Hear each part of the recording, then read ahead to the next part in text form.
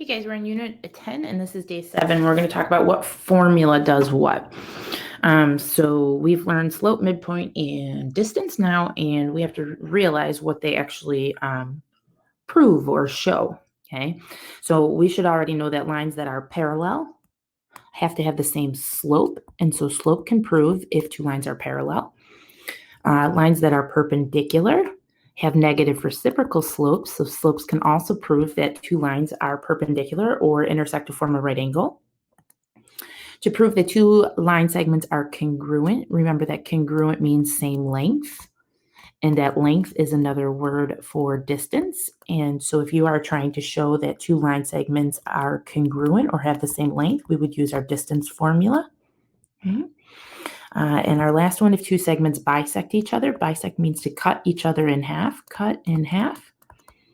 The halfway point is the midpoint. And so if you have to prove that two line segments are bisecting each other or cutting each other in half, they would have the same midpoint. And so those are our three formulas and what they could show us. Okay. So we're going to go through a couple questions and see what formula would make sense to use, and then use the formula to show what we are asked to show. In number 1, it says that prove that the line segments joining the points A, B, and C form an isosceles triangle. Okay? So an isosceles triangle is a triangle that has two congruent sides, and congruent means same length, and length is distance. So we're going to use the distance formula.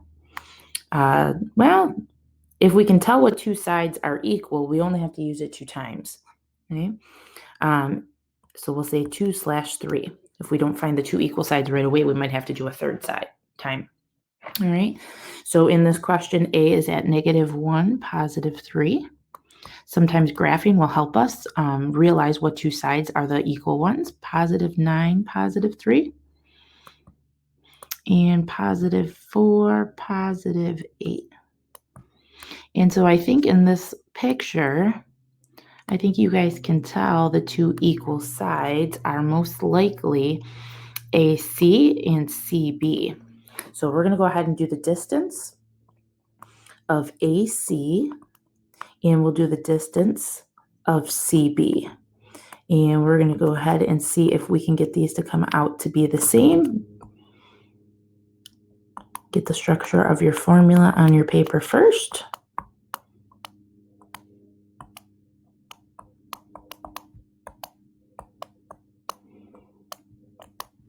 And then we'll just go ahead and fill in with our coordinates. So if we're looking at A and C, X is first. So we would say -1 and 4. And in the second one, we would have 3 and 8. Okay. For CB, the X coordinates would be 9 and 4. And the Y coordinates would be 3 and 8. All right, so let's go ahead and see if we can get these distances to come out to be the same. In the first one, we got -1 minus 4, which is -5, and -5 squared is +25. Remember, anytime you square a number, it's always positive. 3 minus 8 in the second one is -5, and -5 squared is also 25, and this comes out to be the square root of 50. In these questions, they do not ask us to put them in simplest radical form, so we can stop there. In our second one, 9 minus 4 here is 5, and 5 squared is 25. 3 minus 8 is also -5 squared is +25. And we end up with the square root of 50. And so we can go ahead and say that AC is congruent to CB because distances are equal or are the same. And so then we could go ahead and say that triangle ABC is isosceles because it has two congruent sides. All right, and so our distance formula proved it. All right, let's take a look at number 2. It says, do the following points, C, J, and K, form a right triangle. Well, right triangles have right angles in them.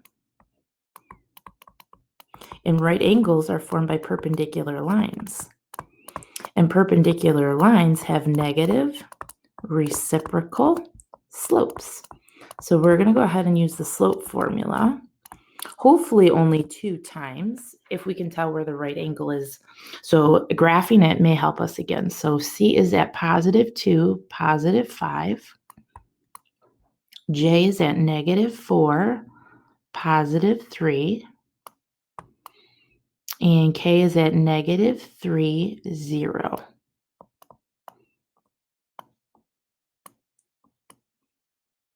And so if I were betting that our right angle would be at J, which means we have to do the slope of JC or CJ. So we'll say slope of CJ. And we'll do the slope of the line that forms the right angle with it, which is JK. All right, because it's slope formula, y's to the sky. So our y's are on top. So if we look at C and J, y's on top. So 5 minus 3. And on the bottom, keep the same order, 2 minus -4. For J and K, y's to the sky, so that would be 3 minus 0. And keeping the same order, I would have to do -4 minus a -3. All right. On the top here, 5 minus 3 is 2. And on the bottom here, that's 2 plus 4, which is 6. And that reduces to 1/3. Okay. For the slope of JK, 3 minus 0 on top is 3. On the bottom, that's really -4 plus 3, which is -1. And that comes out to be -3. And so you guys can see that CJ is perpendicular to JK because slopes are negative reciprocals. And then that means that angle J is a right angle. Oops. And so now we can go ahead and say that triangle CJK is a right triangle. All right. So you can see that the formulas helped us prove that. All right. I'll see you guys on the back side of notes.